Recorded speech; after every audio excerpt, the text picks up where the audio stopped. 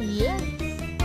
Very far away from the homes we know is a very sunny place where it's fun to go. You can't get here with a car or train, but when you look around you'll be glad you came. This place is called an island and it's plain to see. It's got an ocean and a beach and greenery. Imagine all the fun things that we'll find out as we see what an island is all about. It's a little bit of ground with water all around, a mountain in the middle and a jungly sound. Birds and a breeze in the coconut trees, that's what an island is.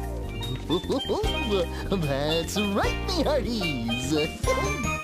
You can gab with a crab who lives in the sand, or wave to a butterfly as big as your hand. And if you get hungry for a tasty meal, there are bunches of bananas that have appeal. Yum! It's a little bit of ground with water all around, a mountain in the middle and a jungly sound. Birds and a breeze in the coconut trees, that's what an island is. That's what